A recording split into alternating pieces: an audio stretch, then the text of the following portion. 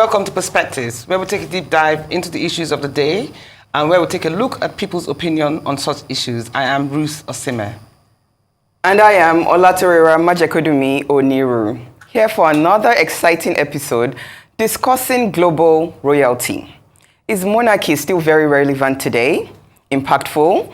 We have special knowledgeable guests joining us, so stay tuned while we get started. Welcome back to Perspectives here on Arise News. Our traditional rulers represent the best of our tradition and culture.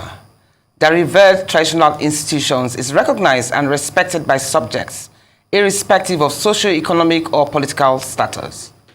Unfortunately, the institution appears to be losing its glory, as there is no power in the constitution to protect traditional rulers. The advent of colonial rule and the imposition of Western styles of government has reduced the powers and relevance of traditional rulers and made their birthrights vulnerable to governors who can remove and replace them at their will.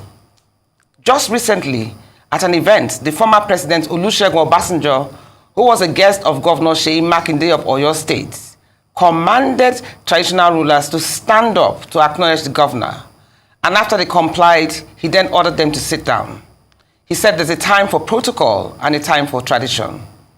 Though arguably correct, this triggered reactions from Yoruba stakeholders who described his action as a desecration of Yoruba culture. But the erosion of powers of the traditional rulers is not limited to just the Yoruba race. If you recall, in 1983, the General Muhammadu Buhari military regime demystified the thrones of the Oni of Ife and the Emir of Kano, when he had Oba Okunade, Chijwade, and Alhaji Ado Bayero suspended as the Oni of Ife and the Emir of Kano, respectively, for a period of 6 months, and they were restricted to their domains for the same period. In 1996, when General Sani Abacha held sway as the head of state, the 18th Sultan of Sokoto, Alhaji Ibrahim Dasuki, was dethroned. In 2020, Governor Abdullahi Ganduje of Kano State dethroned Sanusi Lamido Sanusi II as the Emir of Kano and replaced him with the current Emir, Aminu Ado Bayero.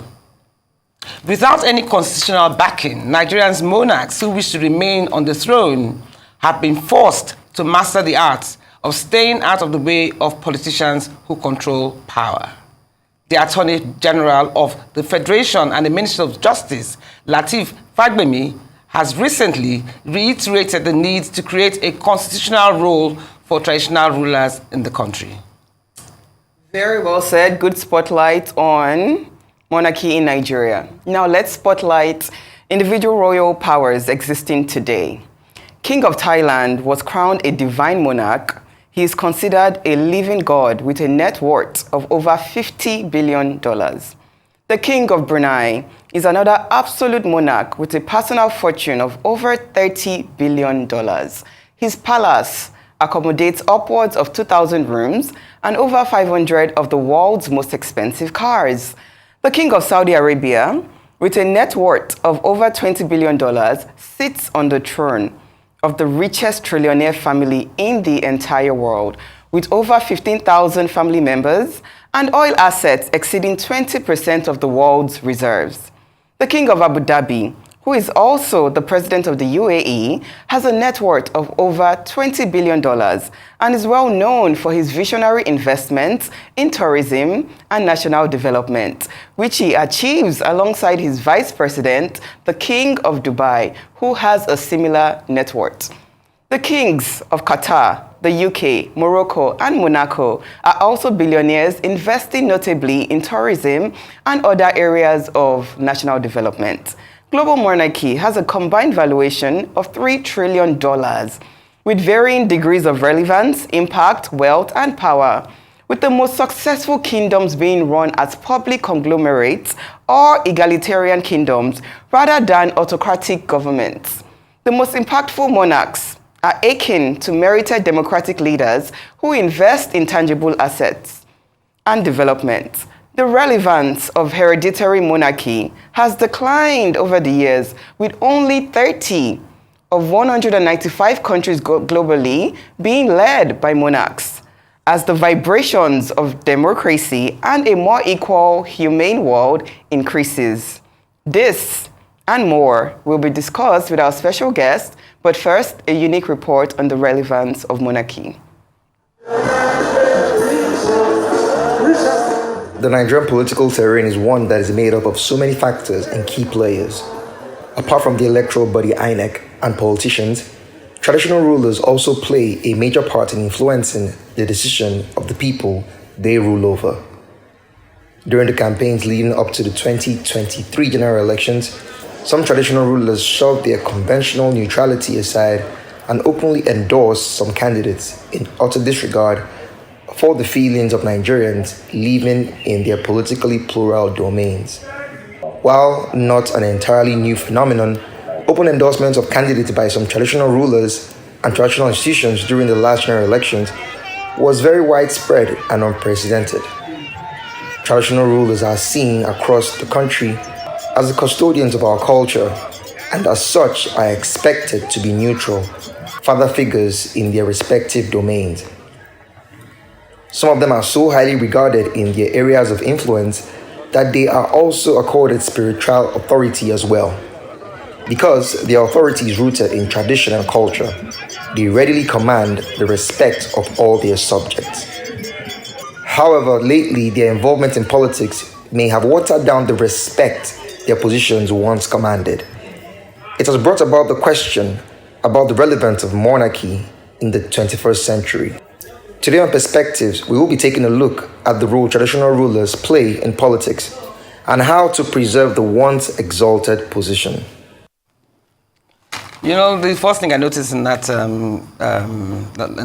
BT that Kenya just gave us was Obasanjo when he was talking to the rulers.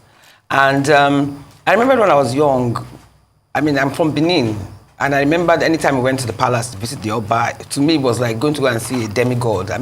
He was so exalted and so highly respected. But I don't now know whether this dilution has happened because of the cosmopolitan age of today or the global age of today, or that the Obas themselves have compromised their positions because, they're in bed with politicians, so to speak. One cannot but wonder that it's a position that is so exalted.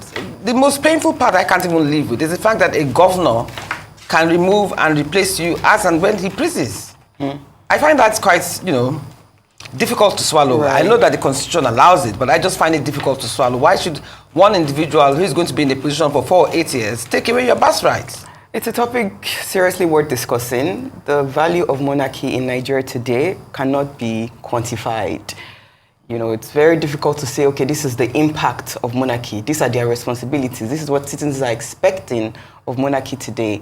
Well, I think they play a role somewhat. I still think that as custodians of their citizens and their subjects, they play some significant Custodians role. In what sense? Everybody's under their care. They are supposed to be like the umbrella. So what care do they provide? Well, I'm sure when it comes to between the government and the people, they must play they must bridge the gap between the government and the people. They must be the voice that the people are listening to. They must be the voice of the voiceless. In terms of establishing roads? In terms of security, agriculture, betterment of their citizens go to school. In terms of, agriculture. Yeah, so there's so many. This is another reason why they're insisting that they want to get if we can quantify it, then we won't have to discuss why they are relevant. No, it's not a matter of whether they are relevant. there. The issue is how relevant are they? And are they not relevant because they have compromised themselves with politics? Are they not relevant because they have gotten involved in partisan politics? But you said they need to be that bridge, so they need to They build the bridge, yes, but my point is there have been allusions that some Obas were put there by politicians. There have been some allusions that some Obas have compromised themselves. Of course. So where money is being played across the nation. Exactly. So where money comes into play or where power comes into play, power now it either dilutes or it gets stronger. So if as an Oba, I'm not saying all of them are, I'm sure most of them are not, but you were placed there, you might not be able to stand up to your governor and say what is going wrong or disagree with him openly. At the end of the day, I think it's based on where the revenue is coming from into the kingdom and what that revenue is going to be used for. Some things cannot be bought by money. Some things betterment the population. My point is that the throne itself is a birthright. It should not be compromised. It's sacrosanct. But it has to be run. It has to be run, And yes. there are expenses in but every kingdom. as a king of the throne or the king sitting on the throne, you should not compromise certain things. Of course. And that is where How the do they lines are now generate blurred. revenue? There are many ways to generate revenue. Every state has its own allocation of revenue generated by federal coffers, and that should be So used it's for the grants. community. So anyway, let's get the experts to come and give their ideas. We're heading to a short break, but stay with us because when we come back, we look forward to kicking things off in earnest by introducing our distinguished guests. Adeyinka Olumide Fusika, Senior Advocate of Nigeria, Professor Yemi Oke of the University of Lagos, and Prince Gbenga Oguntayo. Perspectives return in just a moment. Welcome back to Perspectives here on Arise News. Now on to welcoming our guests. First is Adeyinka Patrick Olumide Fusika, a Senior Advocate of Nigeria. Fusika is the founder of City Point Chambers. He is chairman or member of various committees in the legal field. Since the commencement of his practice as lead counsel, he has handled many trials in various areas of the law, as well as several appellate cases that have yielded notable decisions. Welcome to Perspectives today. Thank you so much for having me. Thank you. Indeed, also joining us for the conversation is another top lawyer, Professor Yemi Oke, who has an extensive international consultancy services experience. In the course of his graduate studies, he's taught in New York and Rising universities in Ontario, Canada. Professor Oke has handled a number of high-profile litigation and arbitration for local and foreign entities in Nigeria and outside the country. He's a fellow of the Chartered Institute of Arbitrators of Nigeria and Chartered Institute of Taxation of Nigeria, and currently teaches electricity law, oil and gas, and law of international institutions as the undergraduate, master's, and PhD levels at the University of Lagos. Professor Yemi Oke is also a High Chief of Abeokuta as Baba Bamofin of Egbaland. And last but certainly not the least on this August panel is Omoba Gbenga Oguntayo, who is the RMO of the Ajalorun of Ijebu Ife, Oba Adesesan Afolorunsho Oguntayo, the 43rd Ajalorun. Prince Gbenga began his career in the petroleum and gas industry, moving into CEO and COO roles, overseeing a nationwide operation and a network of fuel stations. He's also an experienced executive with a history of working in the food and beverages industry. Since Oguntayo joined the Batore Bureau in 2020, he has brought passion, market insights, and created a great following of craft beer fans. Skilled in negotiation and planning, as part of the board, he advises on business strategy and tactical management. So great to have all of you here on Perspectives. A warm welcome to you all. I hope I pronounce the names right. Yes, right. That's right. Except Badaba Mofin. Yes. So, Omoba, are you here with us? Omoba, so Yes, good to I am. see Good you. morning, everybody. How are you? You're fine? Can you hear I'm us? very well, thank you. Okay, let me start with you. In some kingdoms, there are 3 or 4 or 5 houses, and the kingship rotates. In some cases, there have been real disputes on the rightful ascension. How has this process been compromised? Because some obas, it has been said that some obas have been put there by politicians for their own personal agenda. How has this affected the authenticity of their status and presence? You hear me? Should I repeat my question? The Oberstep institution had its ways and means of how Obas were chosen. There were spiritual and there were also civilian duties. Okay. But with the coming of the white man into our system, and in an effort to democratize governance, they established new ways and means, white papers defining how overships and stools were ascended to. This has been compromised over the years due to religious interference and political interference. Traditionally, especially in Yoruba land, you would have to have consultancies with the oracles to know which of the chosen candidates from the ruling house would become the Oba. However, nowadays, with the right of Obaship being determined by the ruling governor of the state, a lot has been politicized and monetary rewards have gone into the issues of Obaship candidates. This has diluted the quality and quantity of the types of Obas that we're having elected now. Absolutely. Thank you so much, Omoba. I will direct the next question to Professor. Okay. Professor, gender parity remains a key part of the Global Sustainable Development Goals. Do you foresee a woman ever becoming the head of a royal family in Nigeria? That's a trickish one. And traditionally, in most kingdoms, it's almost a taboo. But if you look at other jurisdictions, the British monarch structure, of course, we've had a queen. So if you had a queen elsewhere and we're not having a king, why can't we have the same thing here? And of course, I guess it's a question of the traditional structures and institution. But frankly speaking, we also have something close to that.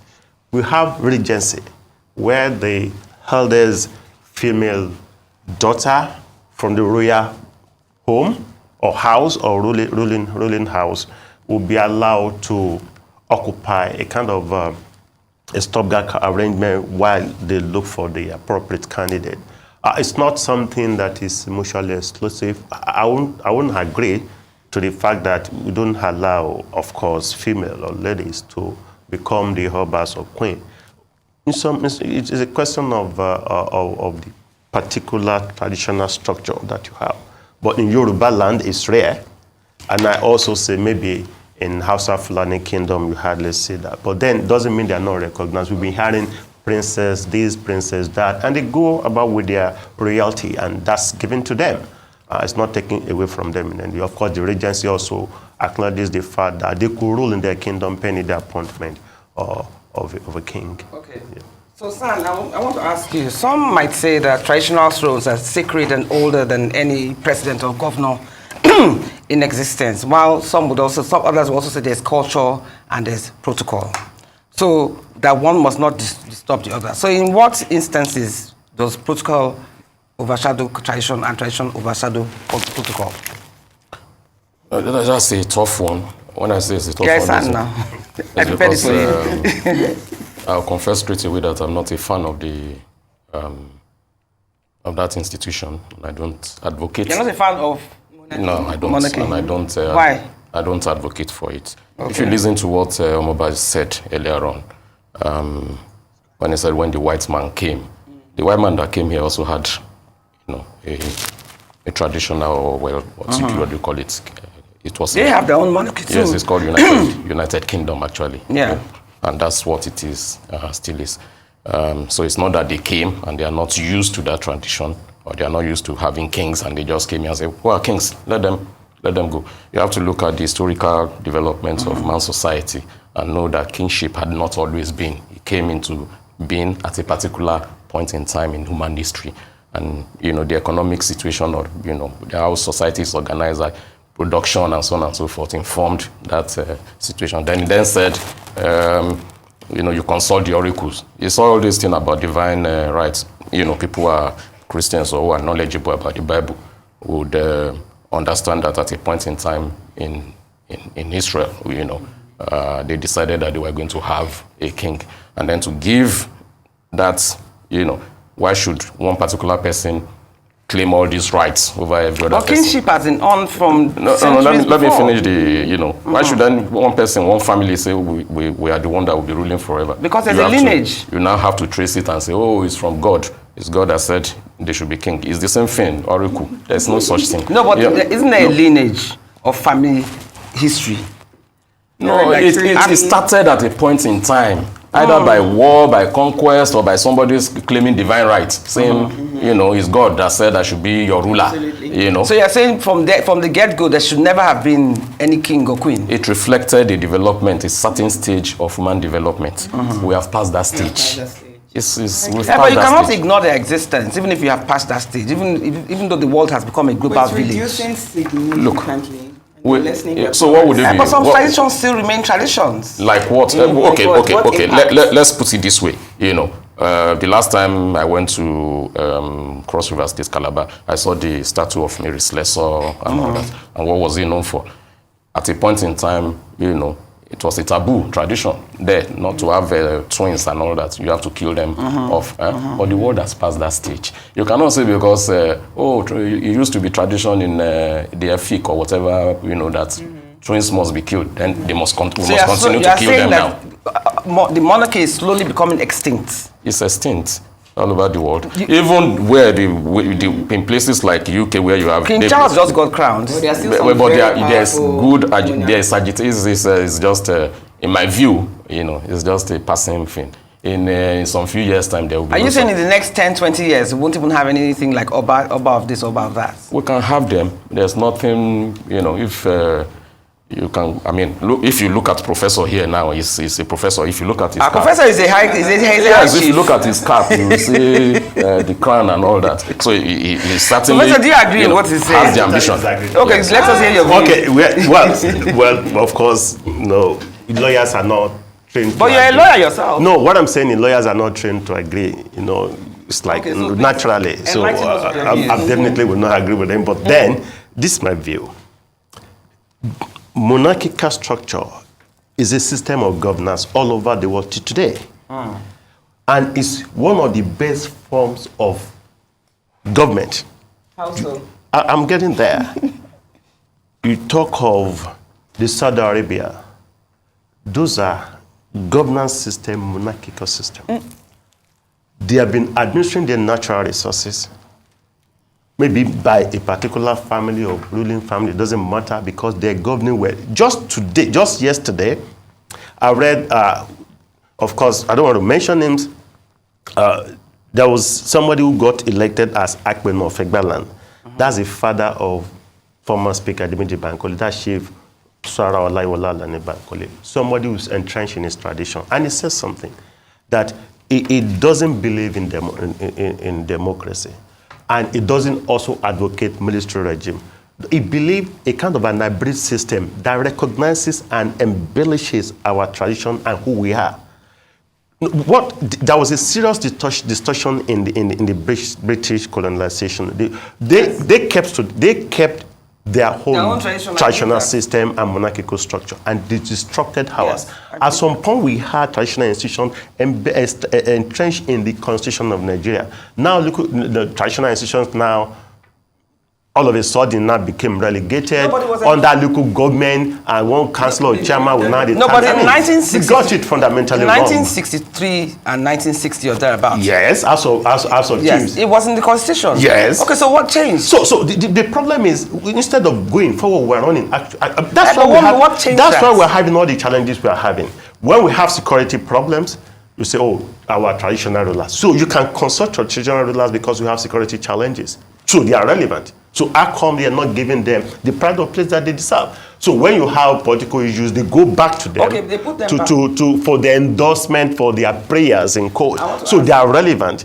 In the real sense of it, they are relevant. So why will you allow yourself to be bullied into abolishing it and now kind of course, You feel like they were bullied? I mean, of course, because it was a constitutional provision as of laws. Okay, when and how did we get it wrong that now every traditional ruler, of course, will have chiefs. All the chiefs will know who reside in their communities. They know the criminals. They know the job and work of everybody. There is a kind of a kind of closeness that you find at the level of the communities that will. If there is a crime, if a crime is committed in a particular location in Abeokuta, of course they will call the Bale. The Bale will call the Mogaji. The Mogaji will feed the person out. I mean, we had a structure that was working for what us. If government is working as it should, would monarchs be relevant? Government should have a database of citizens, the criminals, like you said. Government is estranged from people. Government is estranged from people. Government should not be estranged from people. Government is too far Government away. should understand the population. Because you see, you The know, laws guide the population, the structure, the decisions guide. the structure, the traditional structure is, I would say, is the best. I'm not a fan of democracy in the real sense of it. I would rather a kind of an hybrid system that takes out of who we are, our identity. Prof, don't worry, even in Canada, they still keep the we're going on the break now. Just hold that thought for a minute because this is a bit sensitive. I understand. You know, so see you right back. We'll be away for 5 minutes or so. See you right back on Perspectives.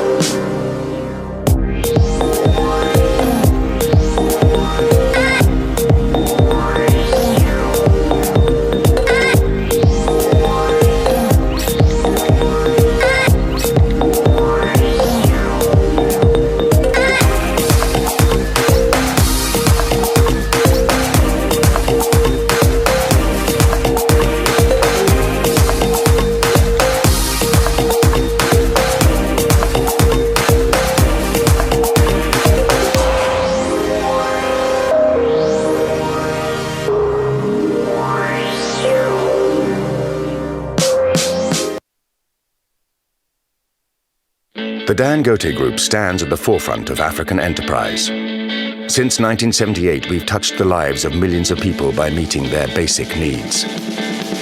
Our belief in the promise of Africa has taken us into 14 African countries, with substantial investments that will propel the continent towards greater prosperity, promising jobs, improved standards of living, and economic growth. Dangote, for an empowered Africa.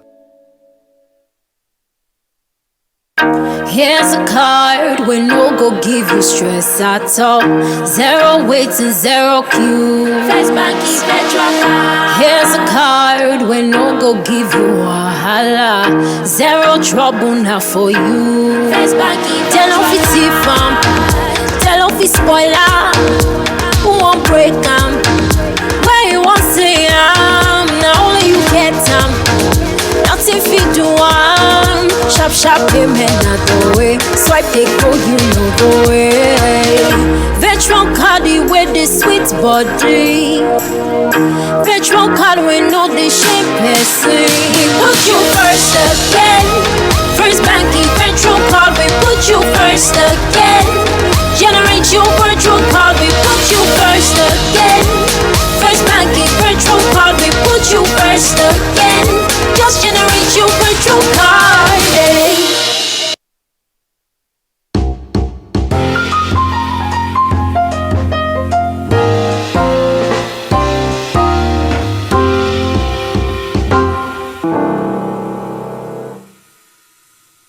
This has been a very, very hot debate here, pro and against. Yes. Please, can we have Omoba, our guest in London? Omoba, are you here? Yeah, yes, okay. I'm with you. Omoba, by the doctrine and custom, traditional rulers are already revered and respected in their communities. But the real balance of power between politicians and traditional rulers confirms that the country's monarchs might only be symbolic heads, like you rightly said. So in situations like this, is this because they have compromised, like you also said, or is it because they have become less relevant in today's times? And if that's the case, should they be involved in elective politics or just be restricted to non-political ceremonial duties?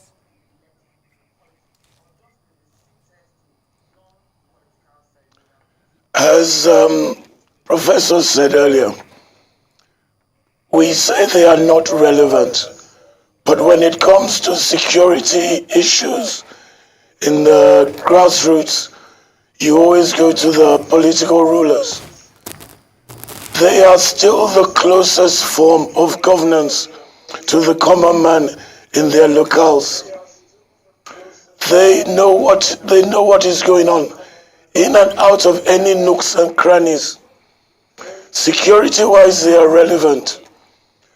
Social-wise, even the political office holders, you see them clamoring for chieftaincy titles and various traditional titles to elevate themselves in society. Our constitution writers made a mistake by relegating the role of traditional rulers. Before independence, it was highly debated. In the Sovereign Conference held in the 90s under General Abacha, the issue was also raised as well, but it was not discussed properly. There is still a role for traditional rulers. Defining it in our modern democracy is the problem. Before the English came, we had democracy in Africa. We had the ways our societies were ruled democracy. The traditional rulers were not authoritarian rulers. They had their chieftains, they had their ushubos, you had their judiciary, the legislature. Democracy has to be for people, it has to be built for the people themselves. You cannot import a democratic model and make it relevant to a foreign, it's a foreign way. Until we are able to establish our traditional democratic ways of society being governed with the modern democratic way, we will still have these challenges in Nigeria. Thank you, Omoba. I'm going to bring you back to the studio with our SAN and our chief. Are you aware? You don't want me to say chief. Are you aware that? Okay, chief too. Right? He's a prop. Yeah, he's a chief. Right. Are you aware that the King of England is still considered the head of monarchy in Nigeria today? And what role do you believe chiefs play in advancement of the population? There's always some sort of chieftaincy title being given every other month. Is that for me or for the listener's sake? You are the pro. Let's start with you. You are the chief. Okay. One, I would not agree with you that the British monarchy is still a kind of symbolic. By law? No, not in Nigeria. Okay. Definitely not in Nigeria. In Canada, of course. Commonwealth? In the US, in the UK, yes. But as to Commonwealth, but when you talk of the Commonwealth, you're not talking of a democracy. You're talking of a congregation. The King of the UK is still considered the head of monarchy. Yes, in for Commonwealth. Commonwealth is an association anyway, so that's not a democracy. Yeah, I teach international law, but it's an association of former colonies of the Britain. So let's leave it at that. That's at some point they had to remove the British Commonwealth so that they retain the Commonwealth, so that they don't continue to tie them to colonial appendages. That was a protest to that effect. So let's drop that. Then talking about traditional institutions, let's face the fact we all have our identities as Africans. Why is Zulu Kingdom still very powerful in South Africa? All over the world, even in the UK, the royal house is still a major factor. 30 countries. Saudi Arabia. So, and you ask the question, in Nigeria, why would you want to become a chief? I want to know the impact, the quantifiable impact. What I are think the he's getting there. responsibilities I'm of getting there. chiefs? Not why they want to become. Okay, let me speak for my own kingdom. And I have no apologies for speaking for that because I don't know what happens in another kingdom anyway. Before you become a high chief in Abeokuta, in Egbeland, let me talk of the Alake area, you must have a means of income that is established. You must be an employer of labor. You have a house in Abeokuta and have businesses that have employed Egba people. What Kabiyesi does these days, it travels a lot to go and poach Egba sons and daughters, give them recognition, and ask them, do something, and will actually see it through. And things are happening. Go there. Abeokuta is you mean that people said so, is the fastest growing city in Nigeria. People are going there. It's expanding because of the challenges in Lagos. People are going there. It's fast developing. When a city is appropriately regulated or ruled or guided, you see the kind of development there.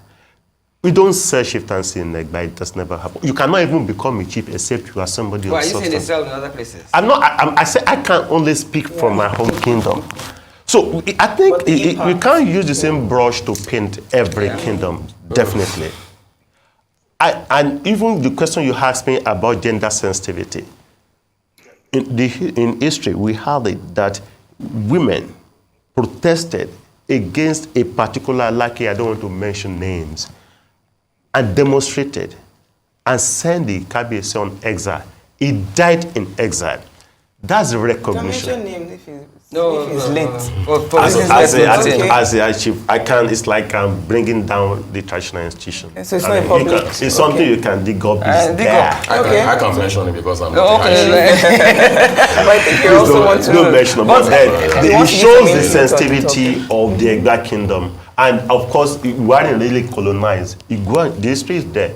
It wasn't colonized even when Nigeria was colonized until something happened. So it's a question of how properly structured your kingdom is. Of course, I also know that, of course, contemporary realities tend to undermine certain things. Contemporary realities of politics, of governance. Of course, it's affecting everything. But in my kingdom, in Egba land, you cannot become a chief except you've added value to your people. Okay, let's ask the SAN. Well, let me start by making... No, before you start, I want to ask you something so you can answer two questions at the same time. You know what I find most difficult to accept is the fact that governors have the power to remove and replace Oba as and when they see fit. And in such cases, does this now limit the Oba into having his own political views? Why should the traditional ruler be removed simply because he doesn't agree with the governor? I was actually going to also go into that. Yes, because if you remember, just recently on TV, there was a governor, like you said, no need to name names, who actually broke down the palace of one of his chiefs because it didn't support his party. So I need to know, legally, can a traditional lawyer be given the opportunity to defend himself? I mean, traditional ruler be given himself the opportunity to defend himself in court if he gets displaced? Okay, so I was going to say just a quick correction about the Commonwealth or the King of England being the, we've come through we have a constitutional history up to 1963, the King of England was also the ceremonial, monarch of Nigeria. But in 1963, we decided to go Republican. Independence? No, not independence. We got independence in 60. We became a republic in 1963. Okay. And republicanism means that we are done with all that system of monarchy. We are all equal. There's no king, no serf, no chief, no. That's very interesting. So why do we still have it? That's still part of our name. I think the middle name of Nigeria is when you hear Federal Republic of Nigeria, it means something. So that ended that. Now you hear Prof talking, and that's the question I think.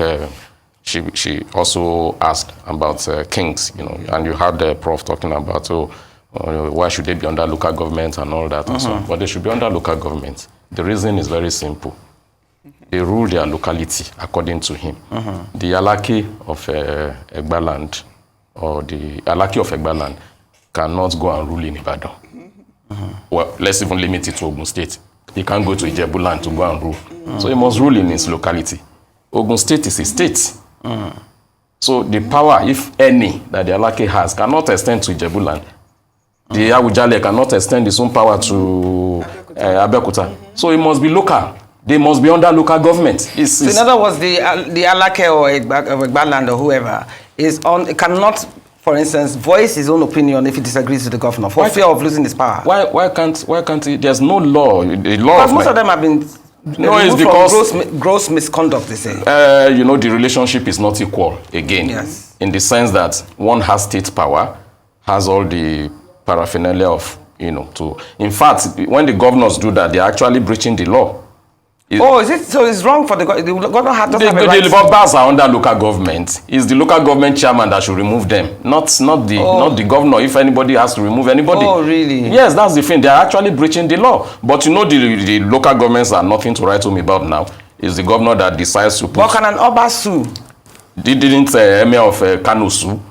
He did, and the court was there to defend him and all that. And if his people, okay, have there not been attempts to the Oba of Benin?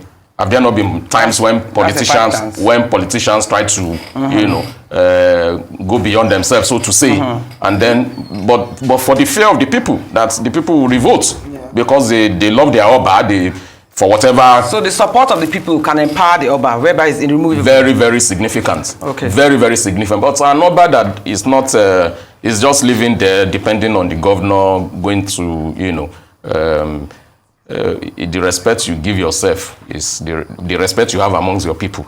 If we are talking about respect within, that's the kind of respect that you have within the state. In 1980, between I think 79 to 83, I don't remember the exact year, when Abubakar Rimi, was it trying to depose the Emir of Kano? Yeah. There was people revolted. Even though Rimi himself was a very popular governor, very popular with the people. People revolted and said, no, we don't want that. Leave our Gandhi removed Sanusi, so leave some have succeeded, some haven't. Emir alone. So it's not, but the truth of the matter is, if Prof is talking about, and Omoba talking about, we must do constitution that, okay, what would they be doing in the constitution?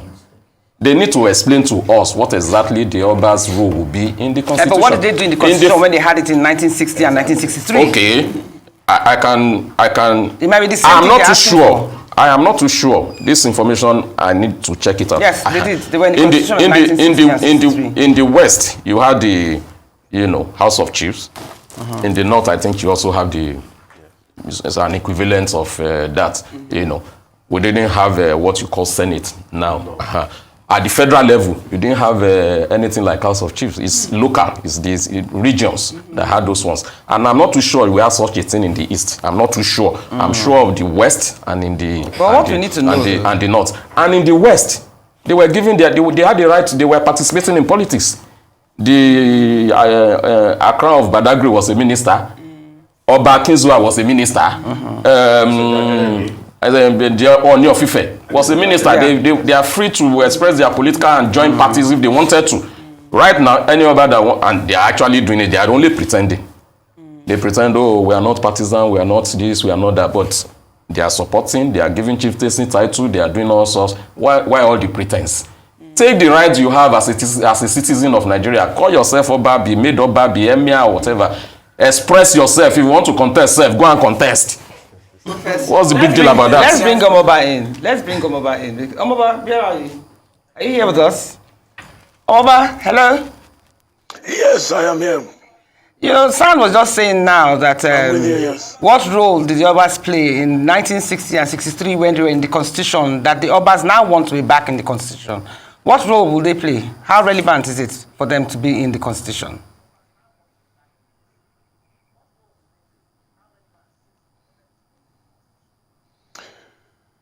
The role they will play also strongly depends on the character of the person.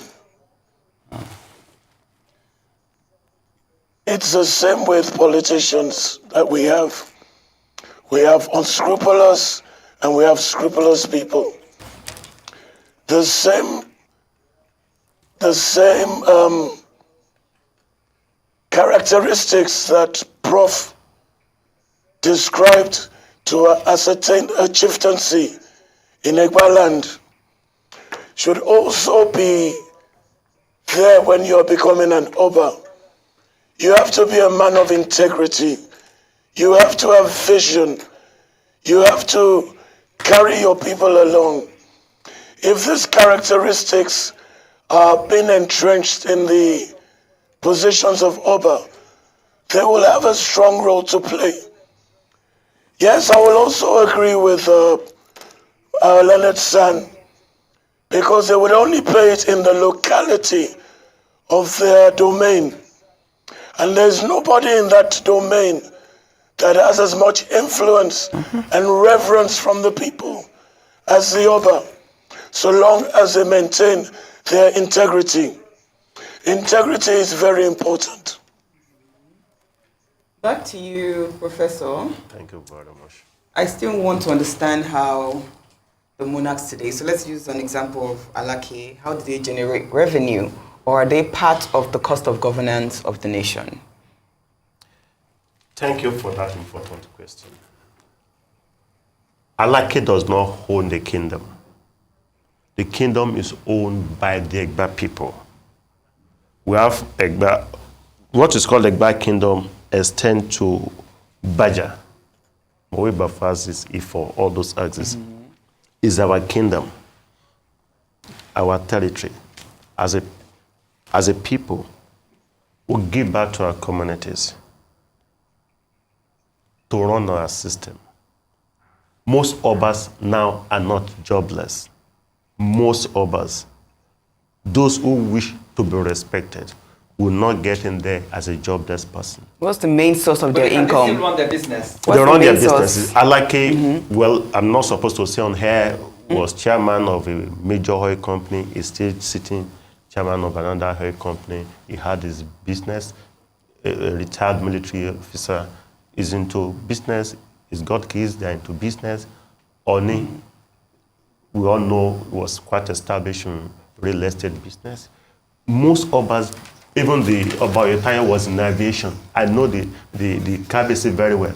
So the major source of their income was is in private aviation. businesses. Obviously private He business. had his airline Yeah, business. major source is private business, so that's 90% of their I'm revenue. getting there. No, we I'm don't have that much time I'm left, getting so there. let's- I'm okay, getting you should there. hear. Most Obas have or should ordinarily, because as I can't speak for other kingdoms, they have their businesses. It's not expensive to run a traditional institution. It's not expensive. What percentage of the income because comes from government? That's the challenge we have, because we're not going to run a democracy that's expensive, having to give everybody money to be elected.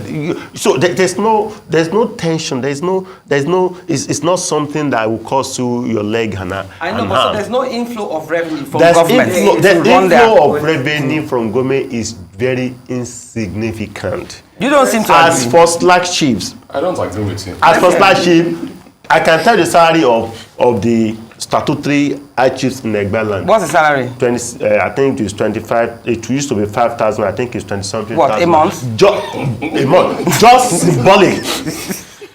Prof. The Balogun, Ashwaju. Okay, Symbolic. Let's quickly hear essay. Let's quickly hear, because we don't have that much time left. You know that the truth is. See, government will not spend money Hey, but without let him allowance. talk now. It's You know- about budget. you know- So you we see know- the budget where that money was Prof. allocated to. Prof. No, see. Prof, you know the truth is that, and I think this has been on since the, again, if I'm not, I don't want to give wrong information, but I think since the Abacha years, the traditional institution have been placed as a cost on the local government. They take a percentage of the revenue Every of the month local when it government comes in, every bam. month. How they share it, what they use it for, they are not accountable to anybody for. Whether they are so, okay, take Ibadan now, we used to have one Olubadan. That everybody, recently they've created about 24 others. Is it up to 24? Wow. Right, Yeah. number of So them. it's almost becoming quite expensive. It's a mass People movement maintain- now. Everybody wants to become a number or a chief or whatever and so on because of the little, they may No, be I don't getting. know. That's a bit harsh. but- Okay, I I'm guess sorry. some- I take that. I take that back. That's a bit harsh. I take that back. But why? If you have one Olubadan, why do you want to go and have Anyway, 12? we don't have enough time. Let me clarify. No, we don't have enough Is time. it Please, 1 1 minute, minute. please. We don't have Let me help It's you. It's important. No, let me help just you. clarify Those this. advocating for it, let me help Because you. many of them have many wives. No, The money let that me they help. come from- That alone is No, very let's expensive. let's I take mean, it. Let's even take it seriously now. Yes. Let me help those advocating for We it. have to round up soon. Yes, I think that what they can do, what they can be advocating, if the people we accept, is at that the local government level, let the traditional, the obas and all that. Maybe we should not bother ourselves about appointing or electing chairmen, councillors and all that. Let the oba and the chiefs constitute the local, Yes. you know, Let as me- local government. let me- Maybe the governors will be afraid. The way they remove local government chairmen and councillors, maybe they will be afraid not I to don't remove. think the way they remove obas is Let just... me- No, what I'm saying is that if the Started. obas, if we take it serious, Okay, we have to round up now. if the obas become the local government chairman, I have not had my 1 minute. Oh, okay. yet. No. 2 seconds, 10 seconds, 10 1 seconds, minute, because we see. have to round up. On here, well, national here, we need to be careful. Yes, we are. I am telling you for a fact, no Oba or chiefs collect fat salary from anywhere. I know as a fact. I'm not talking about fast salary. So maybe they get other things from other sources. Maybe somebody comes to them, give them money. I can't speak Okay. for that. Thank you very much. And they are relevant, whether or not, whether it's written into the constitution or otherwise, they are relevant. relevant. I will continue. Thank you to be so much. relevant. Thank you so much, Professor Yemi. Okay. Thank you so much, SAN, Fusika. And Omoba in London, thank you so much for being with us. I hope you enjoyed this robust conversation that we just had. Unfortunately, we don't have enough time, but thank you so much, all of you, for being with us at Perspectives. Now, most traditional rulers of today were successful captains of industries and businessmen before their ascension to the throne. As traditional rulers, they must continue to stay abreast of change in modern times, yet jealously guard and protect the core social values, customs, and traditions that distinguishes them to build bridges of love and mutual respect across their communities. They must forge their own paths whilst holding tightly to the status bestowed upon them. Their roles should be sacrosanct as it's their birthright. The National Assembly, as it reviews the Constitution, should be aware that there's no gainsaying the fact that traditional rulers have critical roles to play in sustainable democracy and development in modern Nigeria. And of course, as I always say, life is a learning curve. That's all we have time for today. You've been watching Perspectives here on Arise News with me, Bruce Osime. See you next week. And with me, Olatorera Majekodunmi-Oniru. Monarchy or democracy. Every country deserves progressive development made possible by visionary leaders who are well appreciated by patriotic citizens. Ethical democracy, merited leadership, and greater humanity are very important keys to a better world today. Our world needs a much stronger dosage of quality leadership, equitable wealth, and greater humanity. Thank you so much for watching Perspectives. Thank you to our special guests for joining us today. Have a great weekend and see you all very soon. Goodbye.